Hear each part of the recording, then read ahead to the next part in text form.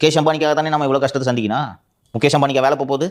மலிவான விலையில் ரஷ்யாவிலிருந்து எண்ணெயை இறக்குமதி செய்து இதனால் அதிகமான லாபத்தை சம்பாதித்தது ரிலையன்ஸ் குழுமம் மற்றும் முகேஷ் அம்பானி இல்லாமல் வேறு யார் சம்பாதித்தது? அப்போ அவர்களுக்காக நீங்கள் 120 கோடி 130 கோடி மக்கள் தொகையை வந்து நீங்கள் கஷ்டத்தில் அழுத்துவீங்களா ஒரு குடும்பத்துக்காக? அவ்வளோ கிராண்டா கல்யாணம் பண்றாங்க. ஃபாரினர்ஸ் எல்லாம் இங்க வந்து ஓ வாவ் அப்படின்னு வியப்படைகிற அளவுக்கு சார். ஜஸ்டின் பீபர் வந்து நிகழ்ச்சி நடத்தினாருங்க. தனியா ஜூவே வச்சிருக்காங்களே. அப்போ இதுதான் இவர்களது வெளியுறவு கொள்கை. ஒரு தனிநபருக்கு கறிக்கோழியா வச்சிருக்கிற கோழியெல்லாம் பிடிச்சிட்டு போயிடுறாரு சார் அவரு. அவங்க பையன் புலிக்கு தீனி போடுறது இல்ல சார், உயிரினங்களை காப்பாற்றணும்னு பிடிச்சிட்டு போயிடுறாரு. அப்போ யாருமே எங்கள் நாட்டில் சிக்கன் சாப்பிட்றது இல்லையா?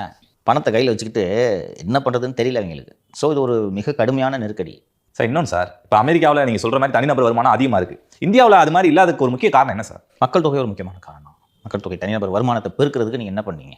தனிநபர் வருமானம் அதாவது எப்படின்னா, இன்னைக்கு இந்தியாவில் வறுமை குறைஞ்சிருக்கு. 30 ஆண்டுகளுக்கு முன்பு இருந்த வறுமை இன்று இந்தியாவில் இல்லை என்பதை உறுதியாக சொல்லலாம்.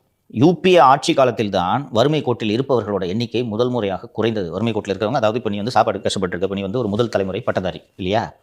இப்போது நீ படித்து ஒரு வேலைக்கு வந்த உடனே நீ வந்து சாப்பாட்டுக்கே கஷ்டப்பட்ட நிலைமையிலேருந்து கொஞ்சம் பெட்டரான நிலைமைக்கு வந்துடுற. இப்போ நீ இதுலேருந்து இதுக்கு அடுத்த கட்டத்துக்கு போகிறதுக்கான முயற்சி செய்வது. இப்படி தலைமுறைகளாக நீங்கள் வருவாயிலிருந்து அவர்களை வறுமை கோட்டிலிருந்து மீட்க வேண்டும். அதற்கு தான் பொருளாதார சீர்திருத்தம். அது பெரிய சப்ஜெக்ட் இது. ஓகே, அதற்கு தான் பொருளாதார சீர்திருத்தம். அப்படி தான் தனிநபர் வருமானம் பெருகும். தனிநபர் வருமானம் பெருக வேண்டும் என்றால் தொழில்கள் பெருக வேண்டும். பெருகுவதற்கு தேவையான பொருளாதார கொள்கைகளை உருவாக்க வேண்டும். நீங்கள் சொன்ன விஷயம் இங்கே தான் வருது. நீ ஜிஎஸ்டி போட்டு இருக்கிற தொழிலெல்லாம் மூடுனா எப்படி தொழில்கள் பெருகும்?